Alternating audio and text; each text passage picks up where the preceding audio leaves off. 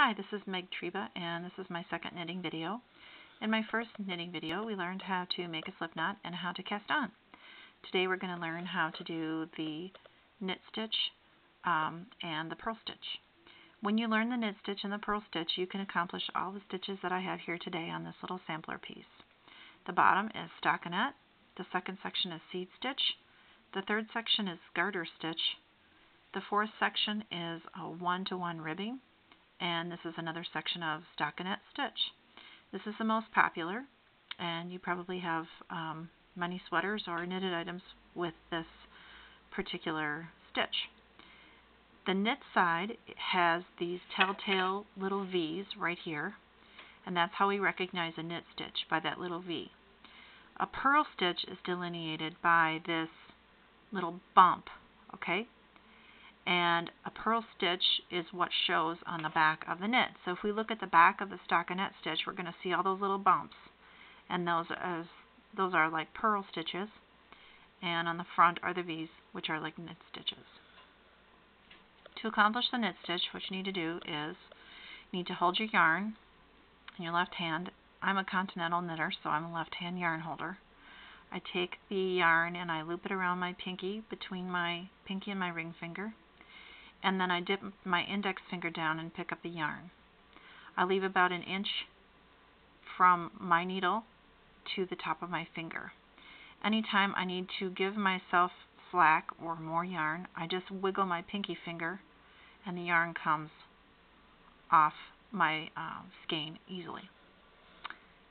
In order to accomplish a knit stitch, I'm going to have my work close to the end of my needle, but not too close.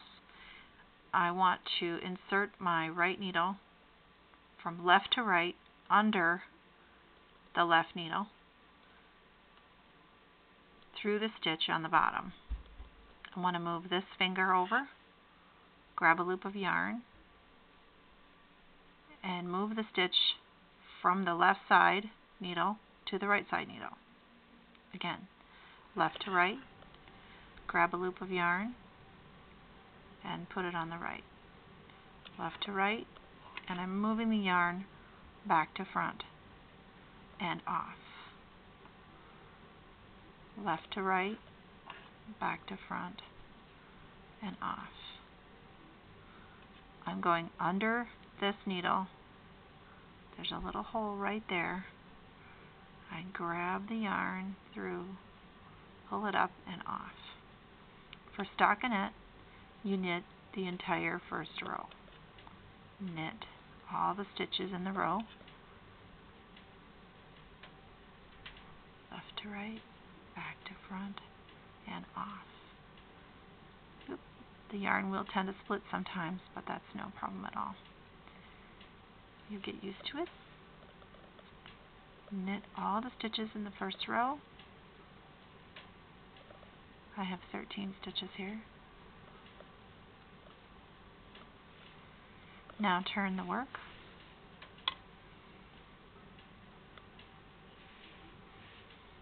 Again, to hold your yarn for continental knitting or picking, yarn between the pinky and the ring finger, dip the index finger down, and now we're going to purl. When I was knitting, I had my yarn at the back of the work. Now since I'm purling, I'm going to move my yarn forward. I'm going to insert my needle at the bottom of that stitch, making sure that this yarn is in front. I'm going to move the yarn around the needle, so I'm bringing my index finger down. Now I slipped it off, sorry.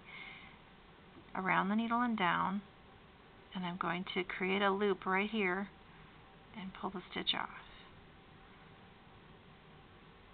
Right to left this time. Wrap the yarn around and down, pulling up a loop and off. Right to left, in front of the left needle, wrap the yarn around and down and pull a loop off.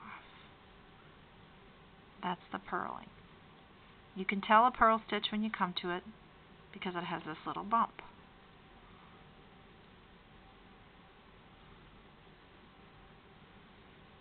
If it had a little V at the base, it would be a knit stitch.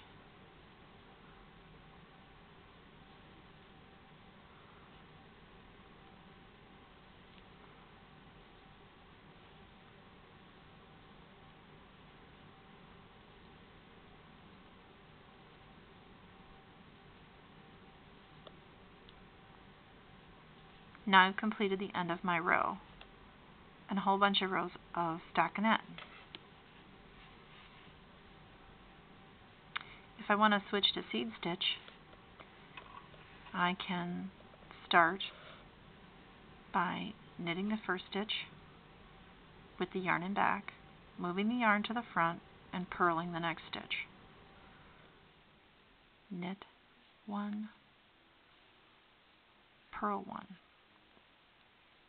knit 1, purl 1, knit 1, purl 1, knit 1, purl 1. Seed stitch is going to cause a wonderful effect to happen to your work. It's going to give you a lovely texture. It will be like bricks when you keep going. You knit the first stitch, there's the little V, purl the second stitch, there's the bump. Little V, little bump, little V, little bump, little V, little bump, little V, little bump, and so on. In order to continue in seed stitch, I am going to, again, knit 1, purl 1. Now you'll notice here's a bump. It's a purl stitch. For a seed stitch texture, I want to knit that stitch and I want to purl that stitch. I want to knit the purl stitches and purl the knit stitches.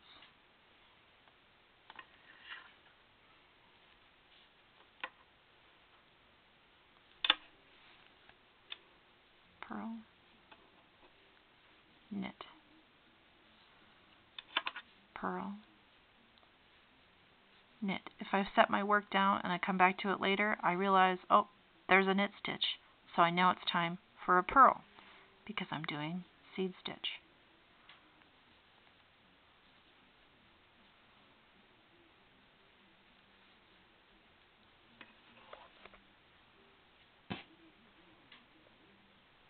Need a little more yarn.